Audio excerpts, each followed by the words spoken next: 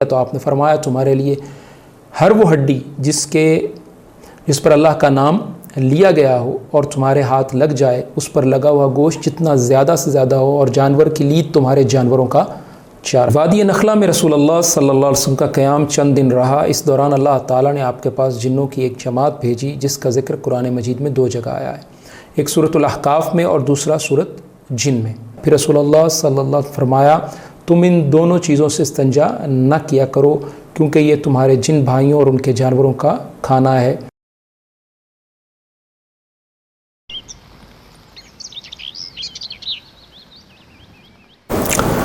جنوں کو دعوت اور مکہ واپسی۔ وادی نخلا میں رسول اللہ صلی اللہ علیہ وسلم کا قیام چند دن رہا۔ اس دوران اللہ تعالیٰ نے آپ کے پاس جنوں کی ایک جماعت بھیجی جس کا ذکر قرآن مجید میں 2 جگہ آیا ہے، ایک سورۃ الاحقاف میں اور دوسرا سورۃ جن میں۔ وَإِذَا صَرَفْنَا إِلَيْكَ نَفَرًا مِّنَ الْجِنِّ إِلَىٰ آخِرِ الْآيَةِ، اور جب ہم نے جنوں کے گروہ کو تیری طرف پھیرا اور وہ قرآن سنتے تھے تو یہ اللہ تعالیٰ نے آیت پہ اسی طرح فرمایا قَالُوا يَا قَوْمَنَا إِنَّا سَمِعْنَا كِتَابًا أُنزِلَ مِن بَعْدِ موسیٰ، سورۃ الاحقاف آیت 30۔ انہوں نے یہ کہا کہ اے ہماری قوم، بے شک ہم نے ایک ایسی کتاب سنی ہے جو موسیٰ کے بعد نازل ہوئی ہے۔ اور سورۃ جن کی آیات یہ ہیں کہ قُلْ أُوحِيَ إِلَيَّ أَنَّهُ اسْتَمَعَ نَفَرٌ مِّنَ الْجِنِّ فَقَالُوا إِنَّا سَمِعْنَا قُرْآنًا عَجَبًا، سورۃ الجن آیت 1۔ کہہ دے میری طرف وحی کی گئی ہے کہ بے شک جنوں کی ایک جماعت نے کان لگا کر سنا تو انہوں نے کہا کہ بلا شبہ ہم نے ایک عجیب قرآن سنا۔ اور پھر اسی طرح آیت 2 اور سورۃ الجن جو ہے یہ بلکہ جنوں ہی سے متعلق ہے۔ تو یہ آیات جو اس واقعے کے بیان کے سلسلے میں نازل ہوئیں، ان کے سیاق و سباق سے معلوم ہوتا ہے کہ نبی کریم صلی اللہ علیہ وسلم کو ابتداءً جنوں کی اس جماعت کی آمد کے بارے میں علم نہیں ہو سکا، پھر اللہ تعالیٰ نے ان آیات کے ذریعے سے آپ کو خبر دی اور آپ کو معلوم ہوا، اور پھر یہ بھی معلوم ہوتا ہے حدیث سے کہ اس کے بعد بھی جنوں کی جماعت اللہ کے رسول صلی اللہ علیہ وسلم کے پاس آتی رہی۔ عبداللہ ابن مسعود رضی اللہ عنہ لیلۃ الجن کے بارے میں فرماتے ہیں کہ ایک رات ہم رسول اللہ صلی اللہ علیہ وسلم کے ساتھ تھے تو ہم نے آپ کو موجود نہیں پایا، ہم نے تلاش کیا اور آپ نہ ملے۔ جب ہم نے صبح کی تو آپ غار ہرا کی طرف سے یا ہرا کی طرف سے تشریف لا رہے تھے تو آپ نے فرمایا میرے پاس جنوں کی طرف سے دعوت دینے والا آیا تھا، میں اس کے ساتھ گیا اور میں نے ان کے سامنے قرآن کی قرأت کی۔ ابن مسعود رضی اللہ عنہ کہتے ہیں پھر آپ صلی اللہ علیہ وسلم ہمیں لے گئے، ہمیں ان کے نقوش قدم اور ان کی آگ کے نشانات دکھائے۔ جنہوں نے آپ سے اپنی خوراک اور ذات کے بارے میں سوال کیا تو آپ نے فرمایا تمہارے لیے ہر وہ ہڈی جس پر اللہ کا نام لیا گیا ہو اور تمہارے ہاتھ لگ جائے اس پر لگا ہوا گوشت جتنا زیادہ سے زیادہ ہو اور جانور کی لید تمہارے جانوروں کا چارہ ہے۔ پھر رسول اللہ صلی اللہ علیہ وسلم فرمایا تم ان دونوں چیزوں سے استنجا نہ کیا کرو کیونکہ یہ تمہارے جن بھائیوں اور ان کے جانوروں کا کھانا ہے، صحیح مسلم 1007۔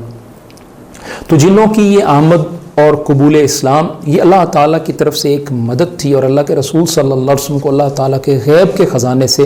گویا اللہ تعالیٰ نے یہ مدد فرمائی کہ اگر انسانوں میں سے کچھ لوگ آپ کی بات نہیں سن رہے تو ہم آپ کو ایک اور جماعت جو ہے جنوں کی طرف سے بھیج رہے ہیں، اور یہ اللہ کے رسول صلی اللہ علیہ وسلم کے لیے ایک تسلی تھی۔ اس بشارت کے بعد اللہ کے رسول صلی اللہ علیہ وسلم سے وہ غم کے بادل جو ہیں چھٹ گئے جو طائف سے نکلتے وقت جب آپ صلی اللہ علیہ وسلم کو برا بھلا کہا گیا، آپ صلی اللہ علیہ وسلم کے لیے تالیاں پیٹی گئیں، آپ کو پتھر مارے گئے، تو وہ غم کے جو بادل تھے آپ صلی اللہ علیہ وسلم پر چھائے ہوئے وہ چھٹ گئے۔ اب آپ نے پھر پختہ ارادہ کیا کہ مکہ کی طرف پلٹنا ہے اور نئے سرے سے دعوت اسلام کا کام کرنا ہے۔ یہی موقع تھا جب زید بن حارثہ رضی اللہ عنہ نے اللہ کے رسول زید بن حارثہ رضی اللہ عنہ نے رسول اللہ صلی اللہ علیہ وسلم سے عرض کی کہ آپ مکہ کیسے جائیں گے، وہاں کے باشندے تو آپ پر ظلم و ستم کرتے ہیں۔ اور تو آپ نے فرمایا کہ اے زید تم یہ جو حالت دیکھ رہے ہو اللہ تعالیٰ اس سے نجات کی ضرور کوئی راہ نکالے گا، اللہ تعالیٰ اپنے دین کی مدد کرے گا اور اپنے نبی کو غالب کرے گا۔ رسول اللہ صلی اللہ علیہ وسلم وہاں سے روانہ ہوئے، مکہ کے قریب پہنچے تو کوہ ہرا کے دامن میں ٹھہر گئے۔ پھر خزاعہ کے ایک آدمی کے ذریعے اخنس ابن شریک کو یہ پیغام بھیجا کہ وہ آپ صلی اللہ علیہ وسلم کو پناہ دے، مگر اخنس نے معذرت کر لی۔ اس کے بعد آپ صلی اللہ علیہ وسلم نے سہیل ابن عمر کو یہی پیغام بھیجا مگر اس نے بھی معذرت کر لی، اور اس کے بعد آپ صلی اللہ علیہ وسلم نے مطعم ابن عدی کے پاس پیغام بھیجا تو اس نے کہا ہاں، اور پھر ہتھیار پہن کر اپنے بیٹوں اور قوم کے لوگوں کو بلایا اور کہا تم لوگ ہتھیار باندھ کر خانہ کعبہ کے گوشوں یعنی کونوں پر جمع ہو جاؤ کیونکہ میں نے محمد کو پناہ دی ہے۔ اور اس کے بعد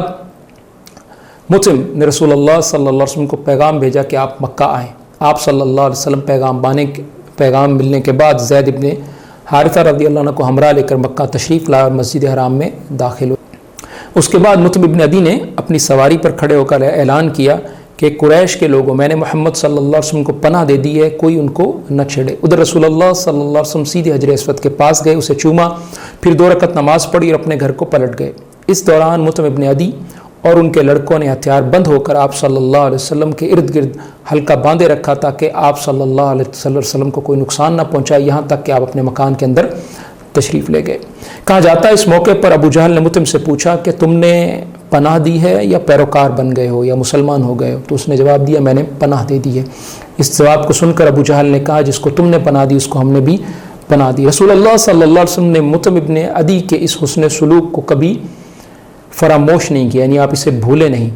चुनाचे बदर में जब कुफ़ार मक्का की एक बड़ी तादाद कैद होकर आई और बाज़ कैदियों की रिहाई में जुबैर इब्न मुतइम आपकी खिदमत में हाजिर हुए, तो आपने फरमाया कि अगर मुतइम इब्न अदी जो कुफ्र की हालत में मर गए थे ज़िंदा होते और इन नजस और नापाक लोगों के लिए सिफारिश करते तो मैं उनकी सिफारिश से उन्हें इन लोगों को छोड़ देता। सही बुखारी 3139।